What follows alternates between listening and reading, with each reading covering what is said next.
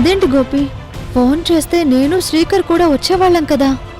ఇంట్లో ఉన్నవాళ్ళం మాకే ఏం జరిగిందో తెలియలేదు, ఇక మీకెలా తెలుస్తుంది? అన్నయ్య, కాఫీ తీసుకోండి.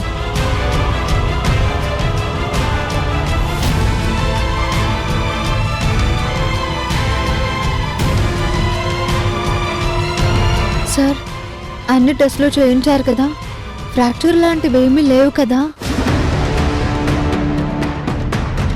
అన్నీ చేయించంతారా, అంతా బానే ఉందనన్నారు.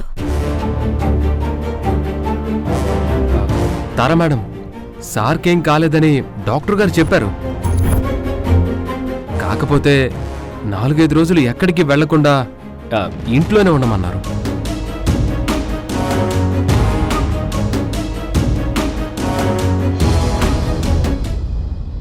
Bad luck. ఈయనకిలా కాకుండా ఉండుంటాయి ఆ ప్లాంటేషన్ చోటుకి ఈయనతో పాటు నేను వెళ్లేదాన్ని, అక్కడే నా పని పూర్తి చేసేదాన్ని. ఛ, ఇప్పుడు మొత్తం పాడైపోయింది. డాడ్, గోపి చెప్పింది విన్నారుగా. 1 వీక్ మీరు ఎక్కడికి వెళ్లకుండా రెస్ట్ తీసుకోండి. రెస్ట్ తీసుకుంటే ఎలా కుదురుతుందమ్మా? అక్కడ 50 ఎకరాలు ప్లాంటేషన్ ల్యాండ్ కొన్నాం కదా, ఆ పనులన్నీ చూడాలిగా.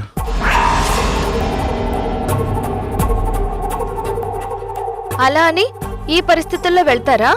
అవన్నీ తర్వాత చూసుకుందాంలే. లేదమ్మా, ఇప్పుడు వెళ్ళకపోతే చాలా ప్రాబ్లమ్స్ వస్తాయి.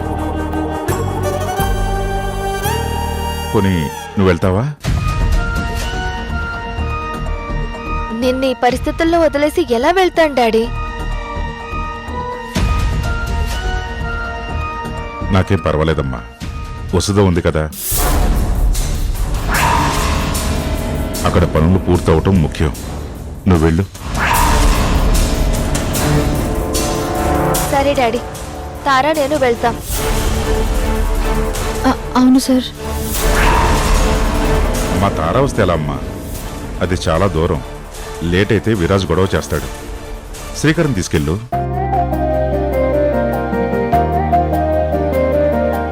ఆదిత్య మౌర్య గారు చాలా మంచివారు. నువ్వు ఆయన మనసు గెలవాలి. సృజనని ఎలాగైనా మన ఇంటి కోడలుగా తీసుకురావాలి.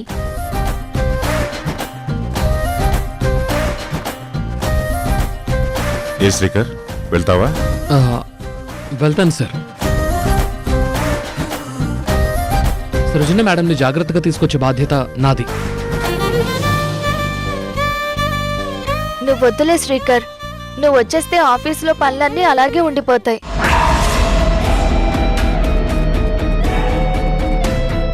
అవును శ్రీకర్, మనకి ఇంపార్టెంట్ బిజినెస్ మీటింగ్స్ కూడా ఉన్నాయి. మరి ఎలా? గోపిని తీసుకెళ్తాను డాడీ. తను ఈ మధ్యన డ్రైవింగ్ కూడా నేర్చుకున్నాడు.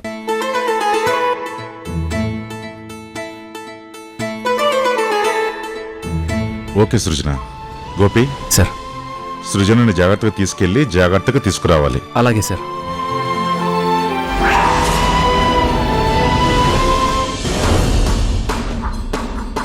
నువ్వు చేసింది కరెక్ట్ కాదు తారా. ఇప్పుడు ఏ విషయం గురించి మాట్లాడుతున్నావు? ఇంకే విషయం గురించి, సృజన మేడంతో వెళ్ళడం గురించి. అందులో ప్రాబ్లం ఏముంది? గోపి వెళ్ళాడు కదా. అదే నాకు నచ్చటం లేదు. సృజన మేడంతో నేను వెళ్తానంటే నువ్వు బిజినెస్ మీటింగ్లు అవి ఇవి అంటూ ఆపేశావు. ఆ గోపిగాడేమో హ్యాపీగా మేడంతో వెళ్ళిపోయాడు. ఓ, నీ బాధ సృజనతో కలిసి వెళ్ళలేకపోయాననా? అదేమి పుణ్యక్షేత్రం కాదు, టూరిస్ట్ ప్లేస్ అంతకన్నా కాదు. అక్కడ మామిడి మొక్కలు, జామ మొక్కలు లాంటివి తప్ప ఇంకేమీ ఉండవు. అబ్బా, నీకెలా చెప్పాలో నాకు అర్థం కావటం లేదు తారా. అసలు నువ్వేం మాట్లాడుతున్నావో నీకైనా అర్థమవుతుందా? అది కంపెనీ పని, ఇది కంపెనీ పని. అది కేవలం మొక్కలను చూసి వచ్చేయడమే. దానికి గోపి సరిపోతాడు. ఇది క్లయింట్స్తో మాట్లాడే పని. ఇక్కడ నువ్వే ఉండాలి. శ్రీకర్, సృజన వెంట డ్రైవింగ్ తెలిసిన వాళ్ళు వెళితే సరిపోతుంది. గోపి డ్రైవింగ్ బాగానే చేస్తున్నాడని సృజన చెప్పింది కదా. అది కాదు తారా, గోపికి గతం గుర్తు రాలేదు. మంచేదో చెడేదో తనకు తెలీదు. అలాంటి వాడిని నమ్మి సృజన మేడంని పంపడం ఎంతవరకు కరెక్ట్?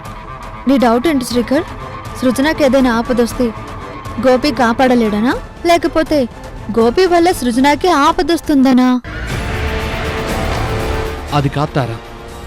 గోపి సృజన మేడంతో వెళ్ళటం కరెక్ట్ కాదేమో అని నాకు అనిపిస్తోంది. కరెక్టేనని సృజనకి ఆదిత్య గారికి అనిపించింది కదా. ఇక ఈ టాపిక్ వదిలే.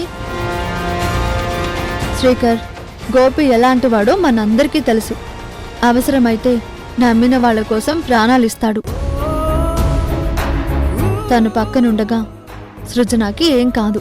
పద.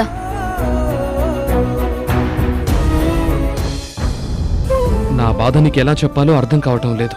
చెప్పినా అర్థం చేసుకుంటావన్న నమ్మకం నాకు లేదు.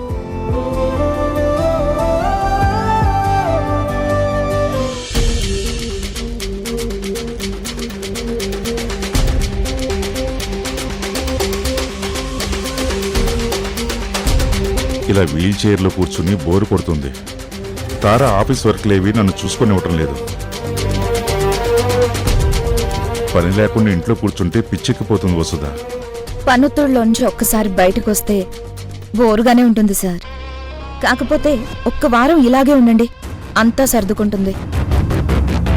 మీరు ఇలా కాసేపు ఎండలోనే ఉండండి, ఆరోగ్యానికి మంచిది. నేను ఇప్పుడే వస్తాను సార్.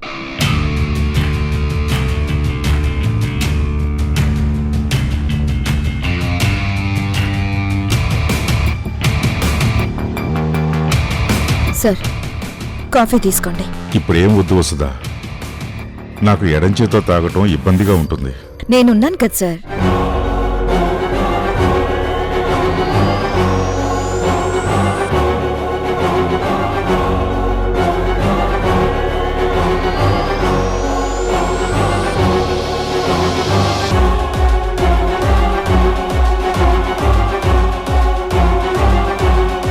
మీరు పేపర్ చదువుతూ ఉండండి, నేను ఇప్పుడే వస్తాను.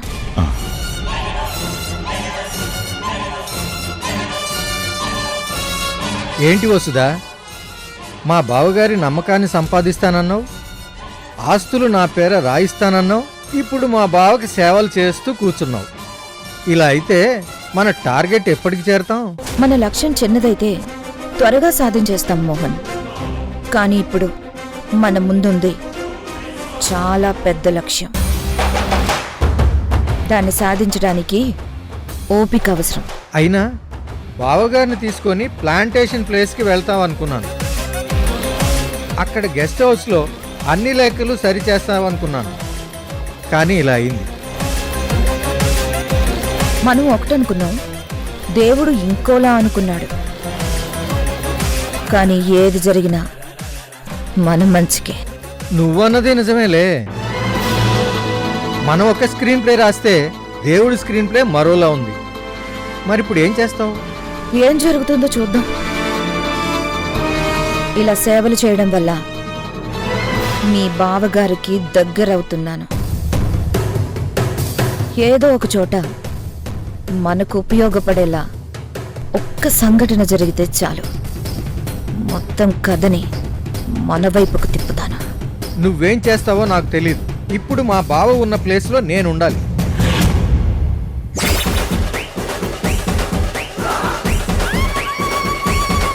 తప్పకుండా రా, నీకోసం ఒక వీల్ చైర్ కొంటాను.